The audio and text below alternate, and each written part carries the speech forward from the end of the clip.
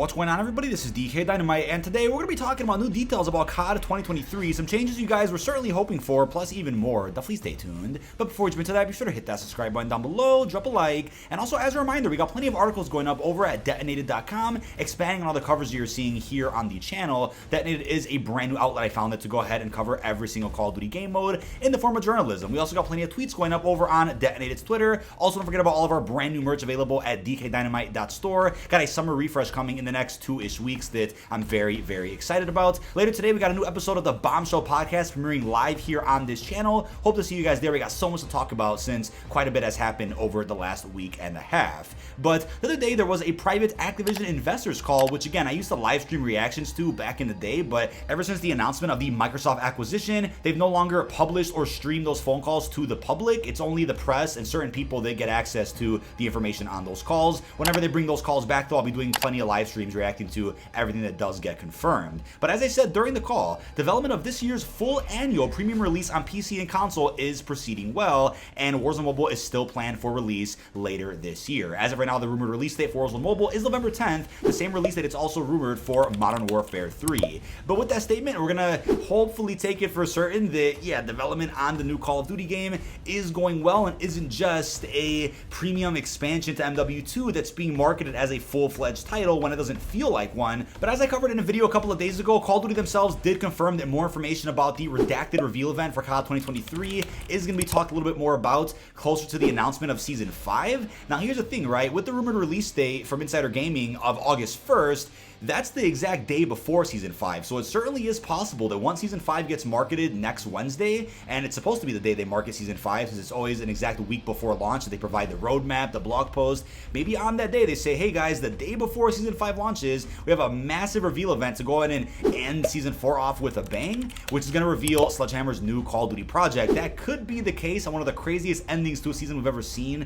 for Call of Duty. They could always do that because, like rumors are suggesting right now with some of the leakers, the reveal event is supposed to be inside of DMZ and apparently won't be happening until the mid-season 5 update, but that's all the way in September. They're really going to wait that long to go ahead and reveal the new Call of Duty game? I mean, it's not Cold War during the pandemic era where they had to push it back for a number of reasons, so I don't think it's going to be that far, and I feel like that information from those rumors has been misinterpreted, and the reveal event likely is right before the launch of Season 5 or during the launch window of the 5th season shortly after August the 2nd. But a couple of days ago, BK Tor, an individual on Twitter that does post very spicy information from time to time, did go ahead and post images of what appears to be new ranked icons for Modern Warfare, but I don't think these ranked icons are for Modern Warfare 2. They're likely the ranked icons we're going to see inside of Modern Warfare 3. Now, if you guys are wondering, right, how would ranked work inside of the new Call of Duty game? Well, it'll be no different than any other previous installment of COD, but I think considering Treyarch handled ranked very well in MW2, the rank system we get in Modern Warfare 3 is probably going to be just a simple copy-paste, a very similar structure and system overall, of course with new ranked icons, new rewards, and new seasonal progression.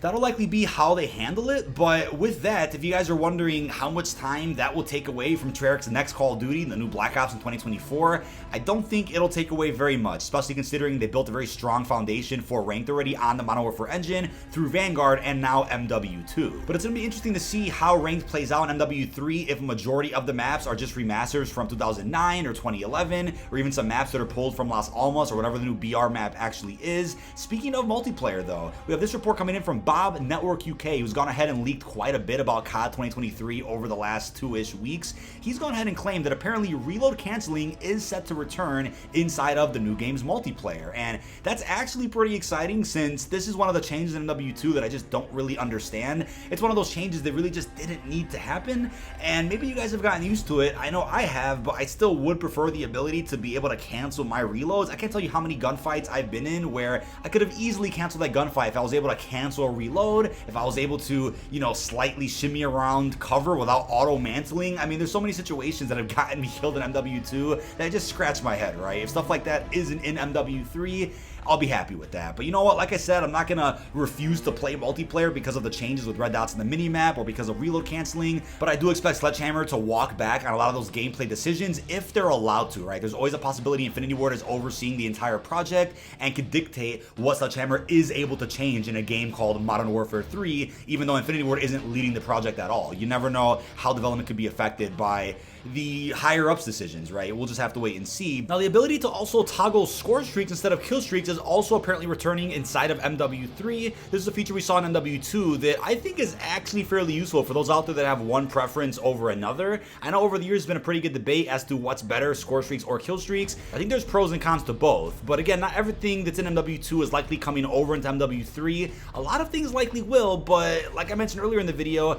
a lot of things are subject to change to where as of now things are set in stone and being planned, but by the time the game launches in November, things could be walked back on and made more like previous Sledgehammer installments instead of MW2 to make the game feel like it is its own Call of Duty title instead of just quote-unquote paid DLC for a game that came out in 2022. But I'd be also curious to see if combat pacing is also a feature that comes back in MW3. This was something that was received fairly well in Vanguard that apparently was going to be in Modern Warfare 2 but got scrapped at the last second. Maybe Sledgehammer will give that another spin and make it even better inside of COD 2023. But Bob Network UK also went ahead and clarified a system that he's been talking about for a little while in regards to how gear and perks are going to work in MW3 multiplayer. As he wrote, it's 4 perk columns laid out kind of like this: helmet for perk 1, vest for perk 2, gloves for perk 3, and then boots for perk 4. That's not the confirmed order, but it's something along those lines. Again, these people are getting that info from alpha builds of the game, which are not anywhere close to what the game's likely going to look like during the beta or the launch window whatsoever. Then I'm curious how they're going to spice all that up over the next couple of seasons that MW3 does end up getting when it does come out.